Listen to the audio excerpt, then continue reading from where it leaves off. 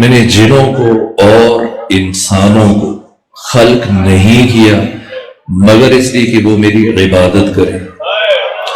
ما اريد منهم من رزق، مجھے ان جنوں سے اور انسانوں سے کوئی رزق نہیں چاہیے. وما اريد ان يطعمون، نہیں میں اللہ یہ چاہتا ہوں کہ یہ جن اور انسان مل کر مجھے کھانا کھلائیں، جس طرح سے کفار قریش مشرکین مکہ کھانے بنا کر حلوے بنا کر اپنے بتوں کے سامنے لے کے جایا کرتے تھے. ان کے جواب میں پروردگار فرما رہے نہ، ان اللہ هو الرزاق ذو القوة المتین، اللہ خود رزق دینے والا ہے، اللہ صاحب قوت ہے، اللہ صاحب استحقاق ہے. فلسفہ تخلیق بشر، انسان کی تخلیق کا ہدف اور مقصد یہ عبادت پروردگار ہے. اللہ نے جنوں کو اور انسانوں کو صرف اور صرف اپنی بندگی کے لیے خلق کیا، اپنی عبادت کے لیے خلق فرمایا. یہ عبادت کیا ہے، خدا کی بندگی کیا ہے؟ عجیب یہ ہے کہ ختمی مرتبت نے وہ احادیث جنہیں زندگی میں تکرارن بیان کیا، بار بار بیان کیا، ایسے محدثین نے بیان کیا، یہاں تک کہ محب طبری نے اور اہل تسنن کے بڑے بڑے محدثین نے بیان کیا کہ ختمی مرتبت کی ایک زوجہ ہیں جن کا نام ہے عائشہ بنت ابی بکر. یہ ام المومنین عائشہ کا حجرہ ہے. پیغمبر اسلام ختمی مرتبت مولا متقیان کے ہمراہ تشریف لائے اور یہاں پر پہلے سے خود ان خاتون کے والد جن کا ماضی میں نام عتیق تھا پیغمبر نے بدل کے عبداللہ رکھا. عبداللہ بن عثمان بن عامر فرزند ابو قحافہ المعروف ابی بکر، یہ بھی بیٹی کے پاس بیٹھے ہوں. ایسے میں امیر المومنین ختمی مرتبت کے ہمراہ تشریف لائے اور محب طبری نے دیگر محدثین نے لکھا جیسے علی ابن ابی طالب علیہ اعلیٰ فتح وسلام تشریف لائے تو اس خاتون کے والد ام المومنین عائشہ کے باپ عبداللہ بن عثمان بن عامر برابر علی کے چہرے کی طرف دیکھے جا رہے ہیں، یہاں تک کہ اتنا وقت گزر گیا کہ بیٹی نے محسوس کیا اور پھر بالآخر سوال کیا بابا کیا بات ہے، کیا وجہ ہے، آپ میرے گھر میں آئے، آپ میرے مہمان ہیں، مجھے دیکھنے کے بجائے مجھ سے بات کرنے کے بجائے آپ علی ابن ابی طالب کے چہرے کی طرف دیکھ رہے ہیں. یہ سن کر باپ نے بیٹی کو جواب دیا جسے اہل سنت کے نامور محدثین نے، مورخین نے، سیرت نگاروں نے تحریر کیا. کہا اے بیٹی عائشہ، میں نے پیغمبر اسلام کی زبان سے سنا ہے کہ النظر الی وجہ علی ابن ابی طالب عبادہ، علی ابن ابی طالب کے چہرے کی طرف دیکھنا عبادت ہے. یہ سنا تو بیٹی نے پلٹ کر ایک اور بات کی. کہا بابا نہ، صرف علی کو دیکھنا عبادت نہیں ہے، میں نے پیغمبر اسلام کی زبان سے سنا ہے کہ ذکر علی عبادہ، علی کا ذکر کرنا بھی خدا کی عبادت ہے. ختمی مرتبت امام الانبیاء سید الرسول تشریف فرماتے، باپ بیٹی کی باہمی گفتگو سنی، تبسم فرمایا، کہا سنو اے عائشہ، اور باپ سے بھی ان کے والد کی طرف بھی خطاب کیا کہ دونوں سنو، صرف علی کو دیکھنا خدا کی عبادت نہیں ہے، صرف علی کا ذکر کرنا خدا کی عبادت نہیں ہے، حب علی یہ عبادت.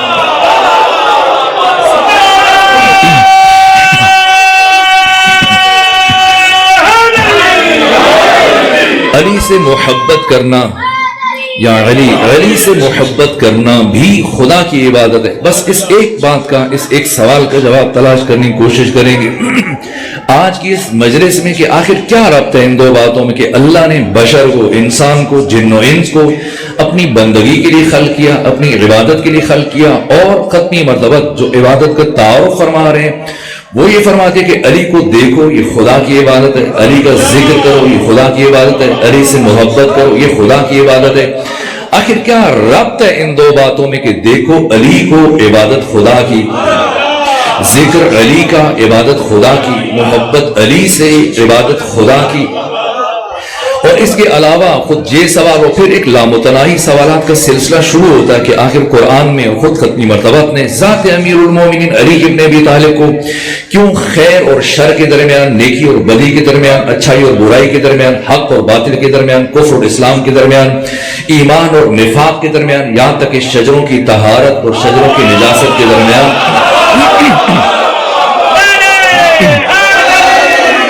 حد فاصل قرار دیا ہے، معیار قرار دیا، یہاں تک کہ ختمی مرتبت نے بارہا فرمایا. اور پھر غدیر کے موقع پر وہاں سے پلٹتے ہوئے جب حارث بن نعمان فہری اس نے یہ اعتراض کیا جس کے اس کے مرنے پر جیسے ہی وہ گرا زمین پر تو مولا متقیان کو دیکھ کر یہ حدیث ارشاد فرمائی جسے علامہ امین نے الغدیر میں نے نقل کیا کہ پیغمبر اسلام نے علی کے چہرے کی طرف جب حارث بن نعمان فہری زمین پر گرا تو ختمی مرتبہ نے امیر المومنین کی طرف دیکھا اور یہ بیان فرمایا کہ یا علی لا یحبک الا طاہر الولادہ ولا یبغضک الا خلیص الولادہ، اے علی تجھ سے محبت صرف وہی رکھے گا جس کی ولادت میں طہارت ہوگی، اور اے علی تجھ سے نفرت صرف وہی رکھے گا جس کی ولادت میں نجاست ہوگی۔ آخر کیوں فرمایا امام ششم نے کہ من وجد فی قلبہ محبتنا فلیشکر امہ، جو شخص اپنے دل میں ہماری محبت کو محسوس کرے اسے چاہیے کہ اپنی پاک تینت ماں کا شکریہ ادا کرے۔ ابو بصیر نے عرض کیا فرزند رسول اگر ماں مر چکی ہو، اس کا انتقال ہو چکا ہو تو کیا کرے؟ فرمایا اس کی قبر پہ چلا جائے، جا کے فاتحہ پڑھے اور کہے اے ماں میں تیرا ممنون احسان ہوں کہ تو نے میرے باپ کی امانت میں خیانت نہیں کی۔ آخر یہ علی کون ہے کہ جس ذات کو حق تعالی نے شجروں کی طہارت، شجروں کی نجاست کے درمیان حد فاصل قرار دیا؟ یہ غیر معمولی بات ہے، یہ بہت بڑی بات ہے۔ جابر بن عبداللہ انصاری سے اہل تسنن کے نامور محدثین نے اس روایت کو نقل کیا کہ کربلا کے پہلے زائر حدیث قصہ کے راوی جابر بن عبداللہ انصاری کی جلیل القدر صحابی یہ بیان فرماتے کہ فتح خیبر کے بعد ختمی مرتبہ کی رحلت تک ان 4 سالوں میں ہم نے بارہا ختمی مرتبہ کی زبان سے یہ حدیث سنی کہ پیغمبر اکرام اسلام اکثر اپنے صحابہ کرام سے فرمایا کرتے تھے میرے صحابہ اپنے چھوٹے بچوں کو اٹھا کر ایسی شاہراہ میں چلے جاؤ، ایسی گلی میں چلے جاؤ، ایسے دوراہے میں، ایسے چوراہے میں جا کر کھڑے ہو جایا کرو جہاں سے سامنے سے علی ابن ابی طالب کا گزر ہونا ہو، اور جب علی ابن ابی طالب قریب آ جائیں تو اپنے بچے کو علی کی طرف اشارہ کر کے سوال کرو اتحب ھذا الفتى اتحب ھذا الفتى، کیا تمہیں اس جوان سے محبت ہے؟ اگر بچہ کہے ہاں ہے تو گھر جا کر اللہ کا شکر ادا کرو، اور اگر بچہ کہے کہ نہیں ہے تو گھر چل کر اس بچے کی ماں کو طلاق دے دو تاکہ تمہاری بعد کی آنے والی نسل سالم رہ سکے۔ آخر یہ علی کون ہے؟ علی کی عزت کا راز کیا ہے؟ علی کے شرف کا راز کیا ہے؟ علی کے تمام تر فضائل کی اساس بنیاد کیا ہے؟ اور اس کے علاوہ ایک لامتناہی سوالات کا سلسلہ، کتنی ہی فضیلتیں کہ انسان حیران ہو جاتا ہے، سرگردان پریشان ہو جاتا ہے، کیا کرے؟ خود انسان سوچتا ہے، جب انسان فکر کرتا ہے، تدبر کرتا ہے، تعقل کرتا ہے، تفکر کرتا ہے، جیسے کہ اہل تسنن کے نامور محدثین نے صاحب جناب سلیمان قندوزی حنفی نے جنابی المودہ میں اس حدیث کو بیان کیا کہ حق تعالیٰ نے پہلے ان 14 کے نور کو خلق کیا اور پھر ان کی تخلیق کے 14,000 نوری سال گزرنے کے بعد پھر ملائکہ کو خلق کیا، اور نوری سال کی رفتار جو آئنسٹائن نے اس مادی دنیا میں بیان کی کہ انسان 1 سیکنڈ میں چشم زدن میں پلک جھپکنے میں 3 لاکھ کلومیٹر کا سفر طے کر سکتا ہے۔ کیا مطلب؟ یعنی آپ جھنگ کے اس دیہات سے اٹھیں، پوری دنیا کا چکر لگا کے یہاں آئیں، پھر دوبارہ جائیں، لوٹ کے آئیں، سوارا جائیں، عود کریں، چوتھی مرتبہ جائیں، پلٹ کے آئیں، 7 چکر لگائیں، کتنی دیر میں؟ 1 سیکنڈ میں۔ یہ نور کی رفتار ہے۔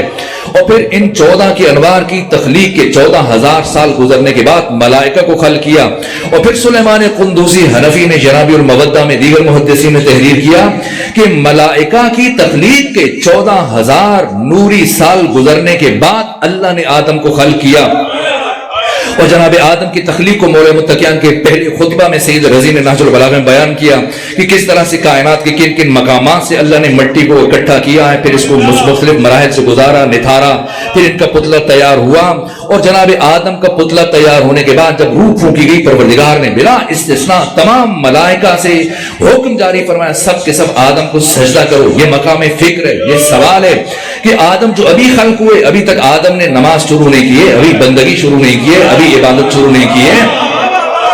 ملائکہ جو مسلسل 14,000 نوری سال سے خدا کی بندگی کر رہے ہیں، مولا متقیان نے اسی خطبہ میں فرمایا جس فرشتے کو پروردگار نے حالت قیام میں خلق کیا ہے، ہزاروں نوری سال گزرنے کے باوجود ابھی تک حالت قیام میں خدا کی تسبیح کر رہے، تمجید کر رہے، تحلیل کر رہے، ذکر خدا میں مصروف ہے۔ جسے رکوع میں خلق کیا وہ رکوع میں خدا کی تسبیح کر رہا ہے، جسے سجدے میں خلق کیا وہ خدا کی بندگی میں مصروف ہے، اپنی تخلیق سے لے کر اس مرحلے تک، اور مسلسل ہزاروں سال جو خدا کی عبادت کر چکے اور ابھی بھی مشغول عبادت ہیں۔ پروردگار اپنی عبادت چھڑوا کر سب کو حکم دے رہا ہے کہ آدم کو سجدہ کرو، درحالی کہ آدم ابھی جناب آدم میں روح پھونکی گئی ہے، ابھی آپ نے بندگی کا آغاز نہیں کیا، ابھی عبادت کا آغاز نہیں کیا۔ یہ مقام فکر ہے۔ اللہ کو اصولاً آدم سے کہنا چاہیے تھا کہ تم فرشتوں کو سجدہ کرو جو 14,000 सालों से खुदा की इबादत कर रहे हैं।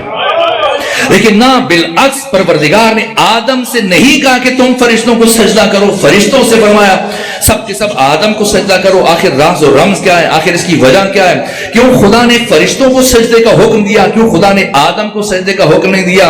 अगर कोई इसका जवाब जानना चाहता है, आप में से जो अहबाब तशरीफ लेके जा चुके हैं नजफ अशरफ, परवरदिगार उन्हें दोबारा तौफीक दे, चाहे नजफ जो नहीं जा चुके, परवरदिगार उन्हें तौफीक दे, जाए नजफ अशरफ हरम अमीरुल मोमिनीन में जाकर जैसी आप वज़ू करते हुए हजरत की जरी के करीब पहुंचे, गुंबद के नीचे जरी के बालाई सिमत सर उठाकर देखिएगा, क्या तहरीर है। ये दाता दरबार नहीं है या किसी पाकिस्तान की किसी और की पीर वगैरह का दरबार नहीं कि जिसका जो चीज जाए लिख के चला जाए। सामर्रा, काज़िमैन, खुरासान में, नजफ में, करबला में जो भी तहरीर होती है हरम के अंदर, जरी के अंदर, आसपास, गुंबद के नीचे, उलमा, फुकहा, मुज्तहिदीन के ज़ेरे सरपरस्ती एक एक लफ्ज पूरी दिक्कत जिम्मेदारी से दर्ज किया जाता है। इस पर मुकम्मल किताबें मुदव्वन की गई हैं। हरम के अंदर की इबारात, आप नजफ जाइए, आप सामर्रा जाइए, आप खुरासान जाइए, मशहद जाइए, किताब का मुतालबा करें, वहां से आपको किताब मिलेगी। एक एक लफ्ज पूरी इल्मी ताकीकी जिम्मेदारी के साथ दर्ज किया जाता है। आखिर राज सजदा क्या है, फलसफा सजदा क्या है, क्यों अल्लाह ने आदम को हुक्म नहीं दिया कि तुम फरिश्तों को सजदा करो, फरिश्तों को हुक्म दिया और किसी एक को भी मुस्तस्ना करार नहीं दिया कि जिब्राइल सय्यदुल मलाइका इनको छूट है ना, सब के सब आदम को सजदा करो। राज सजदा क्या है, फलसफा सजदा क्या है, जब भी नजफ जाएं जाकर पढ़िएगा, देखिएगा। जरी के अंदर जैसे आप गुंबद के नीचे पहुंचेंगे, जरी की बालाई सिमत सर उठाकर देखिएगा, क्या तहरीर है। लौ लम यकुन फी सुल्ब आदम नूरुहु लम्मा क़ीला क़िदमन लिल मलाइकति इसजुदू। अगर अल्लाह ने आदम के सुल्ब में अली इब्न अबी तालिब के नूर को न रखा होता, कभी फरिश्तों को ये हुक्म ना देता कि तुम आदम को सजदा करो।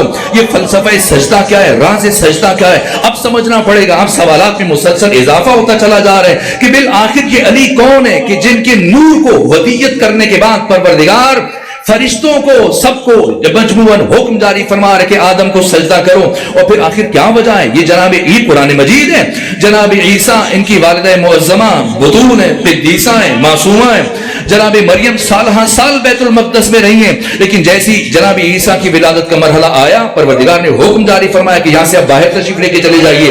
और ये कुरान मजीद है, सूरह मुबारक आले इमरान, वकफ़लहा ज़करिया, जनाब ज़करिया ने किफालत की है मरियम की जो इनके खालू थे। कुल्लमा दखला अलैहा ज़करिया अल-मिहराब वजद इंदहा रिज़्क़ा, जब भी जनाब ज़करिया आते मरियम के पास मेहराब इबादत में दाएं बाएं देखते कि रिज़्क़ है, जन्नत की नेमतें। और क़ाल या मरियम अन्ना लकी हाज़ा, ए मरियम ये कहां से आता है ये सब खाना, ये फल, ये नेमतें, ये रिज़्क़? क़ालत हिया हुवा मिन इंदिल्लाह, ए जनाब ज़करिया ये परवरदिगार भेजता है, ये अल्लाह की तरफ से। मुसलसल कुल्लमा का लफ्ज़ है कुरान मजीद में कि जब जब जनाब ज़करिया मेहराब इबादत में बैतुल मक़दस में जाते, जनाब मरियम के पास, क़िद्दीसा के पास, आपके दाहिने बाने हर जानिब रिज़्क़, जन्नत की नेमतें, खाने, ग़िज़ाएं, फल पड़े होते थे। और यही जनाब मरियम जब जनाब ईसा की विलादत का मरहला आया, आपको बैतुल मक़दस से बाहर भेजा गया। और विलादत के मौका पर मैंने जो रिवायात में पढ़ा, हदीस में पढ़ा कि 3 मकामात पर कब्र अपना दहन खोलती है। इनमें से एक, जब खातून के यहाँ किसी बच्चे की विलादत होती है, ये मुश्किल मरहला होता है जब एक खातून मौत से बहुत करीब खुद को महसूस करती है। अब जनाब ईसा की जब विलादत हुई, नकाहत है, कमजोरी है, ज़ुअफ़ है, नातवानी है, और जनाब मरियम ने अब खाने की ग़िज़ा की जरूरत महसूस की और खुदा से तलब किया, खुदा से खुद मांगा।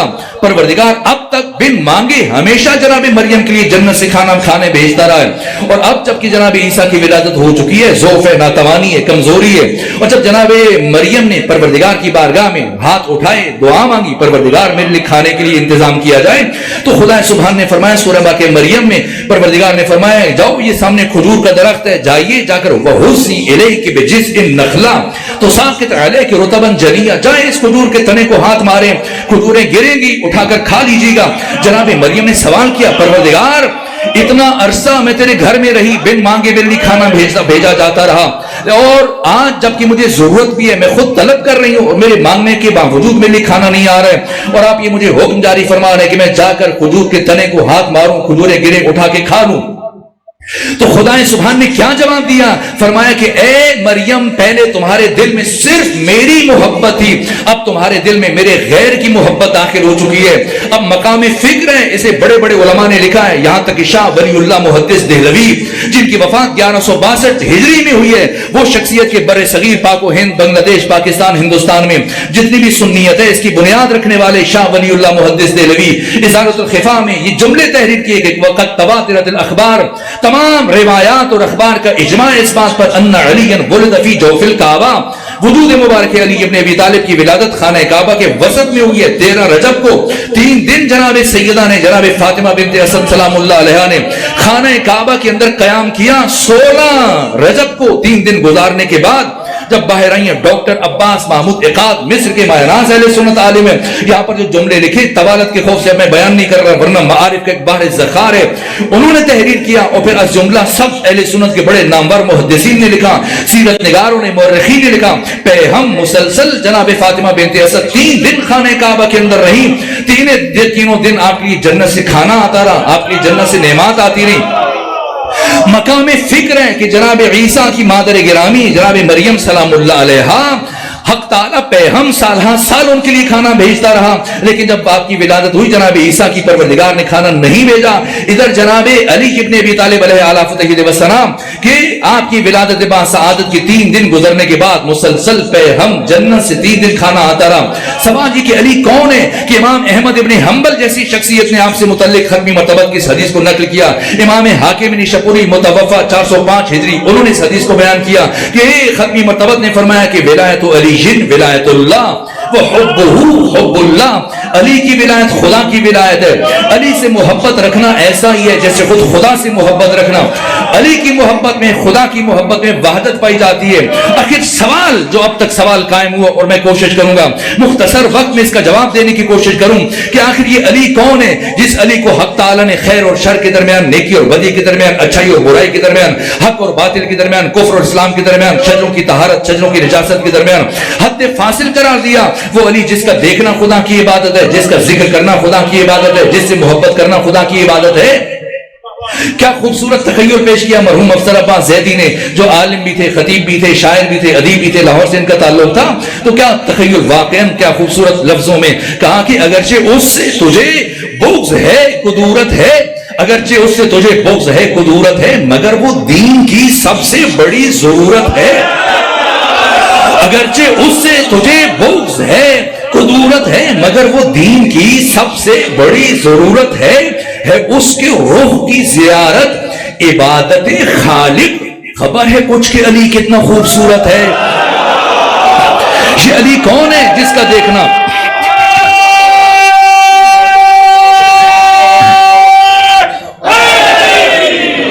سوال یہ کہ یہ علی کون ہے کہ جن کا دیکھنا خدا کی عبادت ہے، جن کا ذکر خدا کی عبادت ہے، جن سے محبت رکھنا خدا کی عبادت ہے۔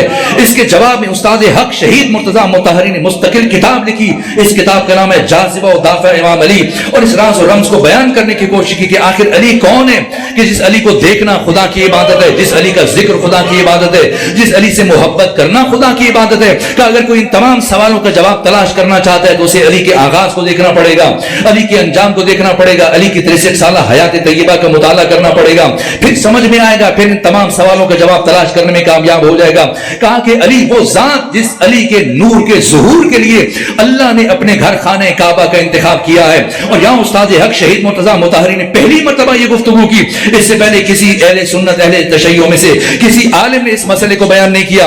پہلی مرتبہ استاد شہید مرتضیٰ مطہری نے سوال اٹھایا اور پھر خود اس کا جواب دیا کہ آخر کیوں علی ابن ابی طالب کی ولادت کعبہ میں ہوئی، اور آخر کیا غیر از کعبہ کسی دوسرے مقام پر ممکن تھا کہ علی کی ولادت ہو سکتی ہے؟ اس کے جواب میں فرمایا ناممکن نہیں تھا۔ پھر کہا کہ کیوں پیغمبر اسلام کی ولادت کعبہ میں نہیں ہوئی؟ درحالی کہ ابو جعفر یعقوب کلینی نے اصول کافی کی دوسری جلد میں دورہ متقیان سے یہ حدیث نقل کی ہے کہ انا عبد من عبید محمد، میں محمد کے غلاموں میں سے غلام ہوں، تو ختمی مرتبت سید الانبیاء پیغمبر گرامی اسلام کی ولادت کعبہ میں نہیں ہوئی، علی کی ولادت کعبہ میں کیوں ہوئی؟ کسی اور نبی کی ولادت خانہ کعبہ میں نہیں ہوئی، پیغمبر کی ولادت خانہ کعبہ میں نہیں ہوئی، اس کی کیا وجہ ہے؟ تو استاد شہید مرتضیٰ مطہری فرماتے ہیں اس لیے کہ وجود مبارک کی ختمی مرتبت وما ارسلناک الا رحمتا للعالمین کی مصداق ہے۔ ختمی مرتبت نے 9 سالوں میں مدنی زندگی میں تو آخری 9 سال گزارے، اس میں آپ نے 83 جنگوں میں سے 27 غزوات میں بنفس نفیس شرکت فرمائی، اور ایسا نہیں کہ پیچھے بیٹھ کے صحابہ سے فرماتے تھے ایسے جنگ کرنا، ایسے لڑائی کرنا، نہ، خود سب سے اول، سب سے آگے، سب سے پہلے خود جنگ میں شریک ہوتے تھے، صحابہ کرام کو ہدایات جاری فرماتے تھے۔ نہج البلاغہ میں امیر المومنین فرماتے ہیں کہ جب میدان جنگ میں گھمسان کا رن پڑتا تھا اور صحابہ کرام کے قدم اکھڑ جاتے تھے اور وہ گھبرا جاتے تھے، پریشان ہو جاتے تھے، تو آگے بڑھ کر پیغمبر کے دامن میں پناہ لیتے تھے۔ ختمی مرتبہ تاریخ بشر کے شجاع ترین انسان، جتنے بڑے شجاع علی اتنے بڑے شجاع نبی، تو جب نبی کائنات کے انسانی کے شجاع ترین انسان ہے، آپ کے ہاتھ میں تلوار بھی ہے اور سب سے اول، سب سے آگے، سب سے پہلے کھڑے ہوتے ہیں، تو کتنے کافر مارے؟ اب میں پوری طالب علمانہ ذمہ داری کے عرض کر رہا ہوں، علماء کرام دائنے بائنے تشریف فرمائے، ان سے رہنمائی لیجیے، خود تتبع تفوز کیجیے، ڈیجیٹل بٹیر آپ کی جیبوں میں سرچ کیجیے کہ کتنے کافر مارے ختمی مرتبت نے۔ 27 غزوات میں پیغمبر نے ایک کافر کو قتل نہیں کیا، قتل کرنا بجائے خود کسی ایک کافر کو زخمی بھی نہیں کیا۔ کیوں؟ اس لیے کہ ختمی مرتبت رحمت للعالمین ہے، حق تعالی نے آپ کو اپنے جمال کا مظہر قرار دیا۔ اب سمجھنا ہے، اور شہید مرتضیٰ مطہری فرماتے ہیں علی کو اللہ نے اپنے جلال کا مظہر قرار دیا۔ علی پیغمبر گرامی اسلام جمال خدا، علی ابن ابی طالب جلال خدا، حق تعالی کے جلال کا مظہر تام۔ اور کیوں علی کی ولادت خانہ کعبہ میں ہوئی؟ کہ اس لیے کہ اس پوری کائنات میں سوائے اللہ کے گھر خانہ کعبہ کے کوئی بھی دوسرا مقام اللہ کے جلال کے ظہور کی تجلی کو تحمل کرنے کی صلاحیت نہیں رکھتا تھا۔ اور علی کی شہادت مسجد میں ہوئی ہے، مسجد کوفہ میں شہید مطہری بیان فرماتے ہیں جاذبہ و دافعہ میں، کہا کیا ممکن تھا کہ مسجد میں اللہ کے گھر کے علاوہ کہیں اور علی کی شہادت ہو سکتی؟ فرمایا ممکن نہیں تھا۔ کیوں ممکن نہیں تھا؟ کہا اس لیے کہ علی اللہ کا جلال ہے، اور اللہ کے جلال کے شہادت کی بار گراں کو سوائے اللہ کے گھر مسجد کے کوئی بھی دوسرا مقام تحمل کرنے کی صلاحیت نہیں رکھتا تھا۔ علی جب دنیا میں آئے اللہ کے گھر میں، علی جب دنیا سے رخصت ہوئے اللہ کے گھر سے، اور علی جب دنیا میں آئے پہلا کام اللہ کا سجدہ کیا، اور علی جب دنیا سے رخصت ہو رہے تھے آخری کام اللہ کا سجدہ کیا، اور علی نے ان 2 گھروں کے درمیان، ان 2 سجدوں کے درمیان 63 سال گزارے۔ یہ علی کی زندگی کا کمال ہے۔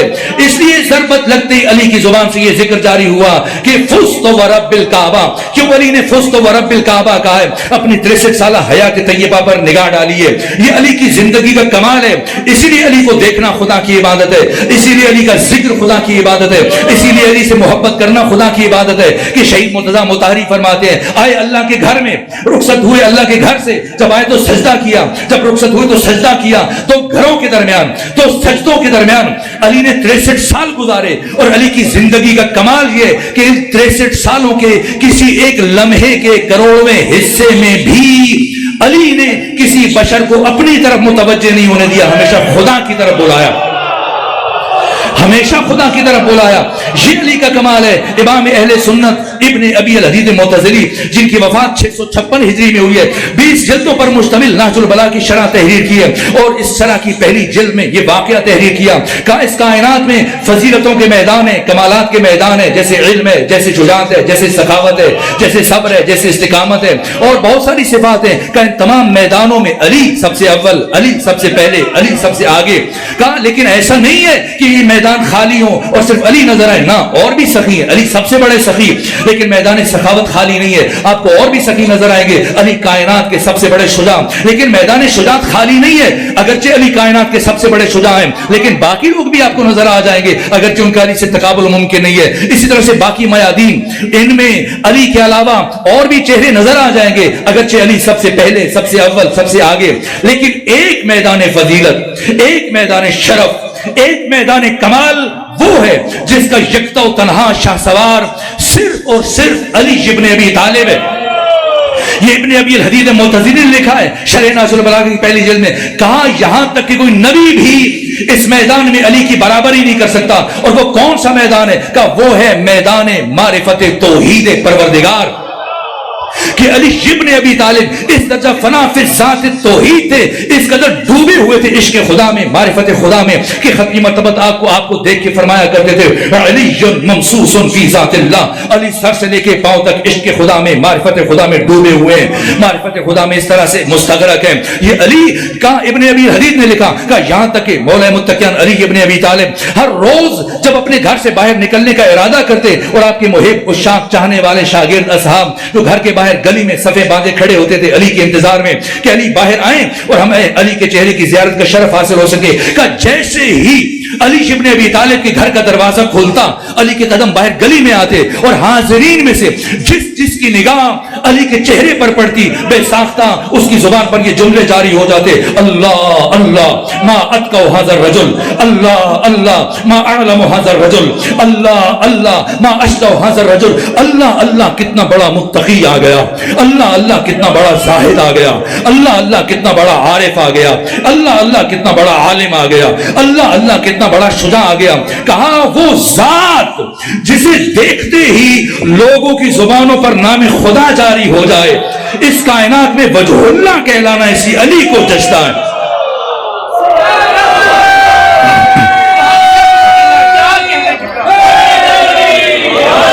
یہ علی کی زندگی کا کمال ہے، شاید بشر تشخیص نہ دے پاتا، اس لیے امیر المومنین نے خود اپنا تعارف فرمایا، یہ خود ثنائی نہیں ہے، اپنی تعریف نہیں ہے، یہ خود شناسائی ہے۔ علی نے لازم سمجھا کہ بشر کو اپنا تعارف کروا کے جائے، فرمایا انا آیت اللہ العظمی، انا آیت اللہ الکبری، ما للہ آیت اکبر منی، میں ہوں آیت اللہ العظمی، میں ہوں آیت اللہ الکبری، خدا کی مجھ سے بڑی آیت اس کائنات میں وجود نہیں رکھتی ہے۔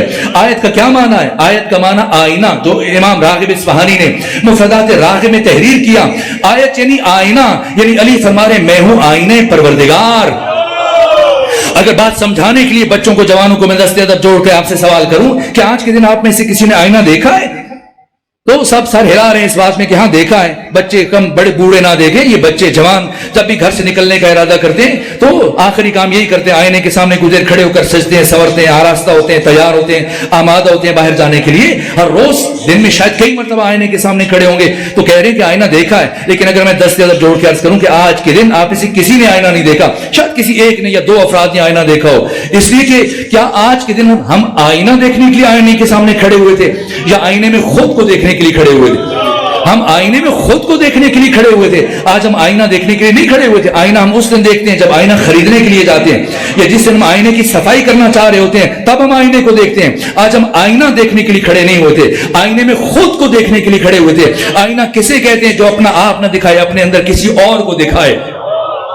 سمجھ رہے ہیں علی اپنے تعارف میں کیا فرما رہے ہیں؟ یہ جو ہم فقہاء کو، مجتہدین کو، علماء کو آیت اللہ کہتے ہیں، آیت اللہ العظمی کہتے ہیں، یہ مجازن کہتے ہیں۔ مجازن کہنے میں کوئی مذائقہ نہیں ہے، کوئی حرج نہیں، نسبی اعتبار سے۔ جس طرح سے آپ اور میں محمد علی جناح جن کا تعلق بر صغیر سے تھا، جنہوں نے پاکستان بنایا، ہم انہیں قائد اعظم کہتے ہیں، تو کیا غلط ہے؟ قائد اعظم تو رسول اللہ ہیں، پیغمبر اسلام سب سے بڑے قائد ہیں، تو پھر آپ محمد علی جناح کو قائد اعظم کیوں کہتے ہیں؟ نسبی اعتبار سے۔ جب ہم خود کے ساتھ یا اس مملکت کے اس خطے کے باقی سیاست مداروں، سیاستدانوں کے ساتھ ان کا تقابل کرتے ہیں، نسبی اعتبار سے ان کو اپنی نسبت سے قائد اعظم کہتے ہیں کہ ہمارے درمیان، اور یہ صحیح ہے۔ اسی طرح سے جب ہم مجتہدین کو، علماء کو، فقہاء کو آیت اللہ کہتے ہیں، آیت اللہ العظمی کہتے ہیں، خود کے ساتھ تقابل کرتے ہو کہ یہ وہ افراد ہیں جنہیں دیکھ کر انسان کا ذہن خدا کی طرف منتقل ہو جاتا ہے۔ لیکن استاد شہید مرتضیٰ مطہری نے بیان کیا کہ اس کائنات میں علل اطلاق بطور مطلق لفظ آیت اللہ العظمی کا بارز ترین، اتم ترین، کامل ترین مثال وجود مبارک علی ابن ابی طالب علیہ اعلیٰ فتح والثناء کہ جیسی بشر آپ کو دیکھتا تھا اس کا ذہن فوراً خدا کی طرف منتقل ہو جاتا تھا۔ یہ علی کا تشخص ہے، علی کا پہچان ہے۔ بس میں گفتگو سمیٹ رہا ہوں، بات ختم کر رہا ہوں۔ یہ علی کی زندگی کا کمال ہے، اسے استاد نے بیان کرنے کی کوشش کی، کبھی موقع ملا میں تفصیل سے بیان کروں گا، لیکن اب بس آخری جملے عرض کر رہا ہوں۔ خود کو سمجھنا ہے، پہچاننا ہے، تاکہ سمجھ میں آ جائے علی کی شجاعت علی کی پہچان نہیں ہے، علی کی سخاوت علی کی پہچان نہیں ہے، علی کی دیگر صفات، فضائل، کمالات علی کی پہچان نہیں ہے۔ مبادا کوئی انسان گمراہ ہو جائے، مبادا کوئی انسان علی کے ان لامتناہی لامحدود کلمات، کمالات کو دیکھ کر آپ کی ربوبیت کا قائل ہو جائے۔ اس لیے سمجھنا ہے، اس لیے استاد شہید مرتضیٰ مطہری نے اس سے متعلق پوری کتاب لکھی ہے کہ کون سی اینک ऐनक लगाकर, कौन सी दीद से, किस जाविया दीद से, किस उफुक पर खड़े होकर इंसान अली की जानिब देखे तो अली की जिंदगी की अलिफ समझने में कामयाब हो सकता है। ये दीद है, ये ऐनक है, ये उफुक है, ये जाविया दीद है। ये समझना है, दुनिया को देखना है, खुद को देखना है, ताकि पता चले कि अली कौन है।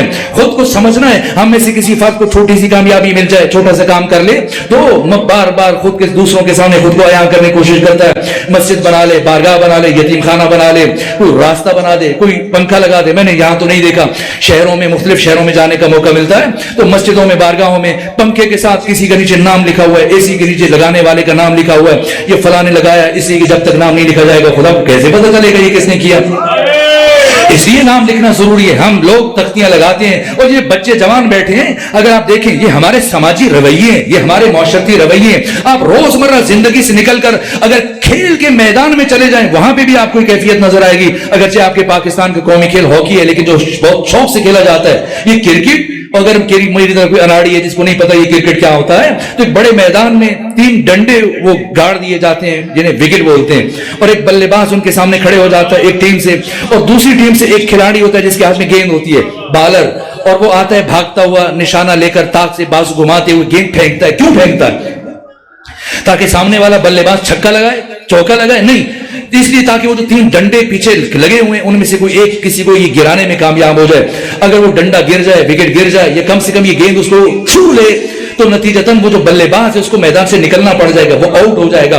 ये जो बड़े बुजुर्ग जिन्होंने जिंदगी में क्रिकेट ना खेलो, कम से कम जब किसी हमसाया मुल्क के साथ मैच होता है तो वो बैठ जाते हैं, स्टेडियम ना जा सके, टेलीविजन के सामने बैठकर इस तरह से आवाजें बुलंद होती हैं, कैकों की आवाजें आती हैं, बार बार क्लैपिंग करते हैं, तालियां बजाते हैं, महजूज होते हैं। जब हिंदुस्तान के साथ आपकी टीम का मैच हो तो अगर कोई बालर आपका महारत से गेंद फेंके, इतना निशाना लेकर, ताक कर, सीध कर किसी डंडे को, विकेट को उखाड़ने में कामयाब हो जाए, तो बताएं अगर आपने देखा तो उस समय उसका रिएक्शन क्या होता है, उसका अक्सर अमल क्या होता है? वो फौरन मैदान में दौड़ना शुरू कर देता है, उसके साथियों से कंधों पर बिठा लेते हैं, और वो बार बार फिजा में बाजू लहराता है, दुनिया वालों को अपने मसल दिखाता है। और जो स्टेडियम में बैठे हुए हैं, टेलीविजन के सामने बैठकर लोग क्लैपिंग कर रहे होते हैं, तालियां बजा रहे होते हैं, अगर रोककर इनसे पूछे जाए क्या है कि क्यों बार बार फिजा में दुनिया वालों को अपने मसल दिखा रहे, बाजू दिखा रहे, क्या किया इसने? बस आखिरी जुमला अर्ज करूं, क्या किया इसने, क्यों दुनिया वालों को मसल दिखा रहा है? क्या किया? एक डंडा गिराया, एक विकेट उखाड़ी।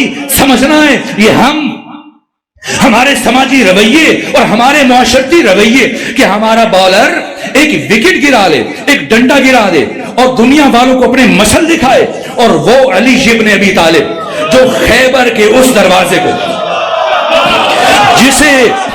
जिसे 20 लोग मिलकर खोलते थे और 20 लोग मिलकर बंद करते थे, एक जुम्बश दस्त से अली ने उठाया नहीं। उठाना और बात है, पड़ा हुई चीज उठाना और बात है, उसे उखाड़ा, किले से उखाड़ा।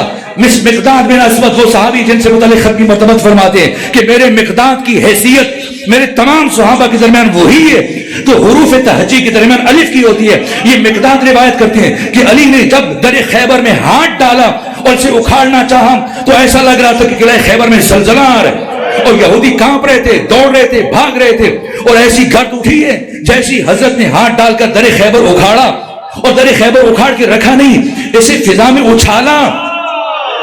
वो दरवाजा जिसे 20 लोग मिलकर खोलें और 20 लोग मिलकर बंद करें, अली एक जुम्बश से दस्ते उठाए नहीं, उखाड़े, और उखाड़ने के बाद फिजा में उछाल दे। मबादा कोई इंसान अली के सामने सजदारेज हो जाता, मबादा कोई इंसान अली की रुबूबियत का इकरार करने लग जाता। बिला फासला अली की जुबान से ही जुमले जारी हुए, ये दरवाजा अली ने अपनी ताकत से नहीं उखाड़ा, ये तो उसकी दी हुई ताकत थी।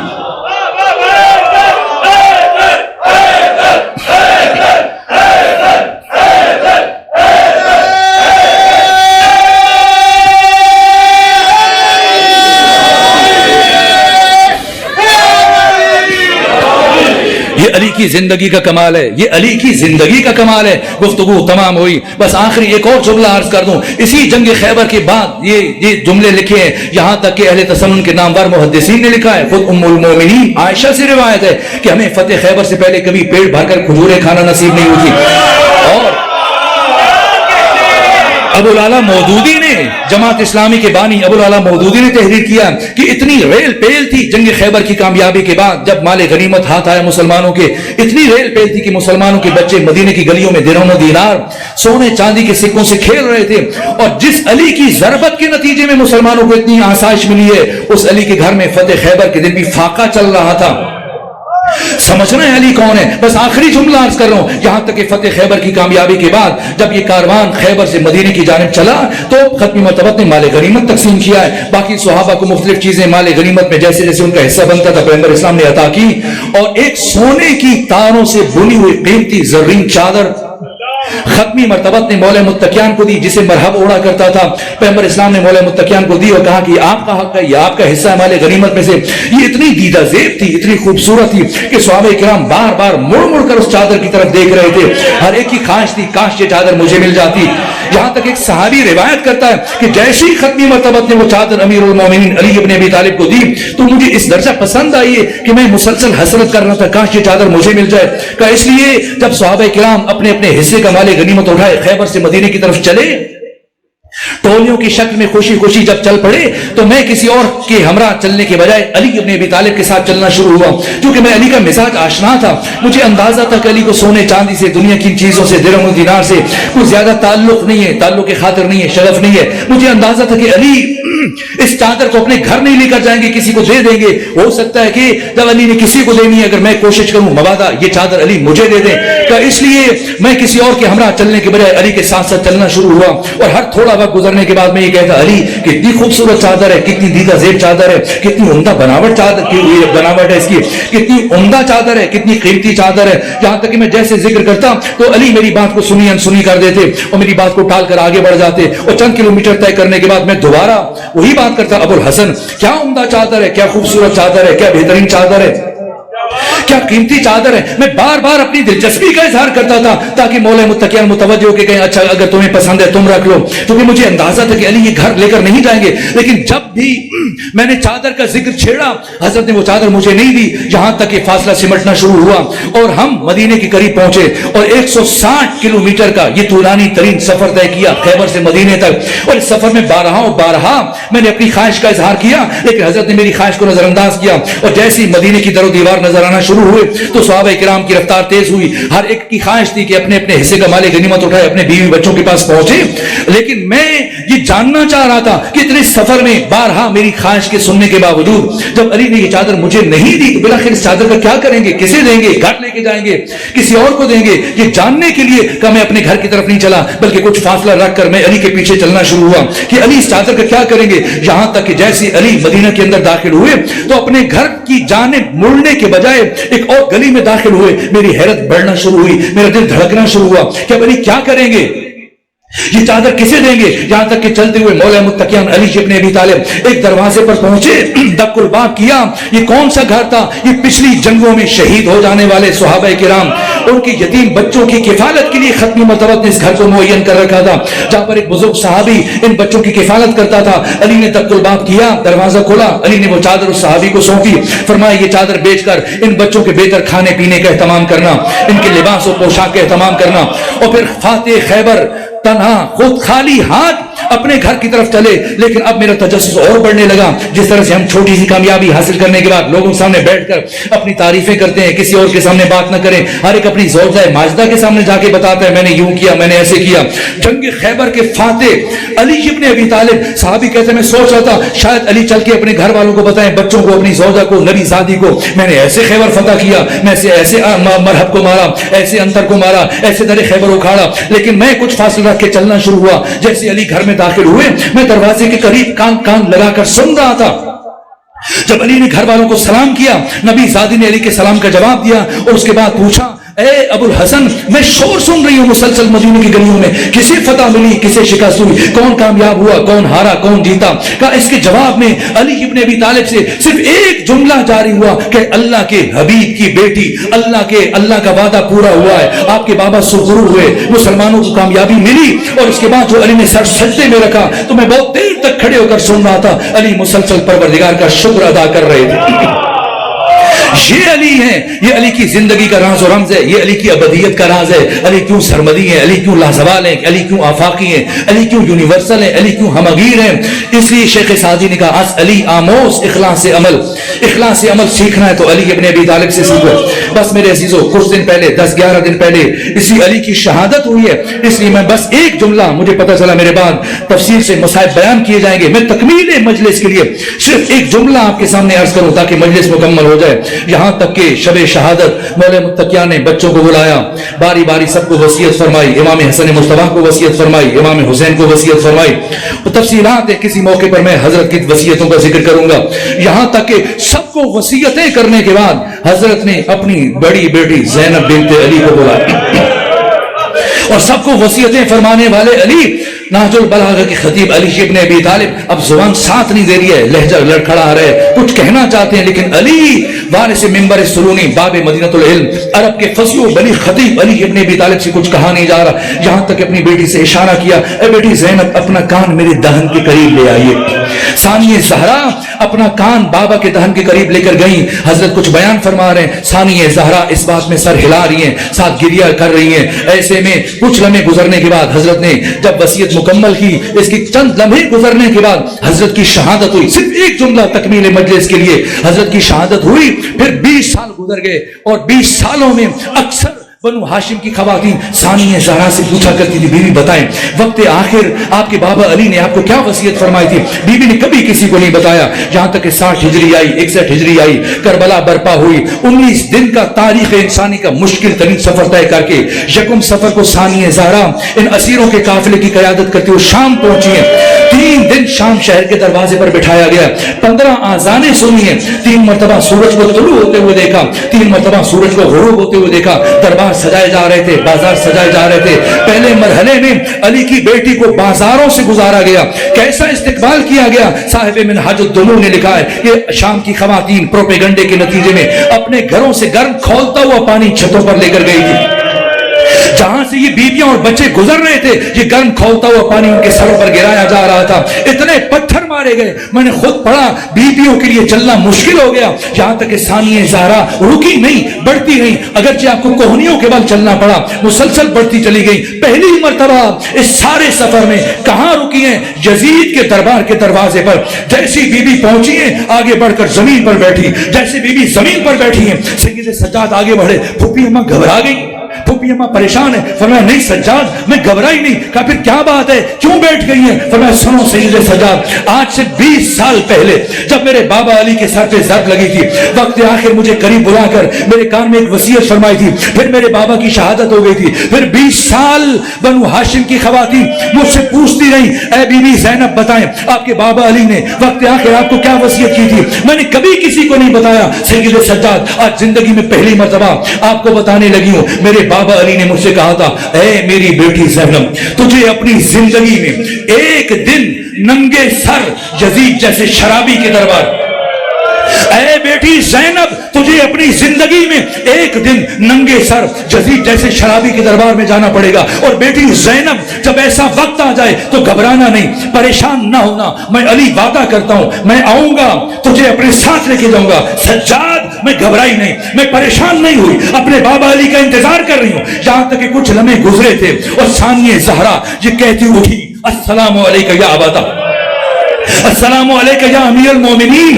یہاں بس میں 10 ادب جوڑ کر آقا علی سے پوچھوں گا, آپ نے اپنے بیٹے حسین کی شہادت کے موقع پر ایسی ضمانت نہیں کی ہے, آپ نے علی اکبر کی شہادت کے موقع پر جو قیامت کا مرحلہ تھا تب ایسا وعدہ اپنی بیٹی سے نہیں فرمایا, کیوں اس مرحلے کے لیے آپ نے وعدہ فرمایا؟ تو علی جانتے تھے مبادا یزید کے دربار میں پہنچ کر وہ منظر دیکھ کر کہیں میری بیٹی مر نہ جائے, اس لیے کہ جب اس بچی کی عمر صرف 5 سال تھی اور اس بچی کی ماں کی شہادت ہوئی تھی, جناب سیدہ کی مادر گرامی کی شہادت ہوئی تھی, تو شہادت کے غسل و کفن کے بعد مولا متقیہ نے باری باری بچوں کو بلایا تھا. پہلے امام حسن کو, پھر امام حسین کو, سب سے آخر میں اپنی بڑی بیٹی زینب کو بلانے کے لیے جناب فضہ سے کہا, فضہ جا کے میری بیٹی زینب سے کہیں یہ آخری مرتبہ آ کر اپنی ماں فاطمہ زہرا کے چہرے کی زیارت کریں.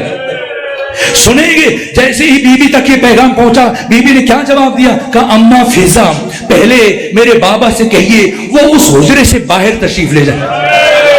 اس لیے کہ جب میں اپنی ماں کی میت پر جاؤں گی مبادا مجھے اپنی رضا کا خیال نہ رہے اور میرے سر سے رضا سرک جائے تو مجھے ایسی حالت میں اپنے بابا کے سامنے جاتے ہوئے شرم محسوس ہوتی ہے. ارے جو بیوی 5 برس کی عمر میں اپنے بابا کے سامنے جاتے ہوئے شرم محسوس کر رہی ہے, اللہ جانے ننگے سر یزید جیسے شرابی کے دربار میں کیسے جائے.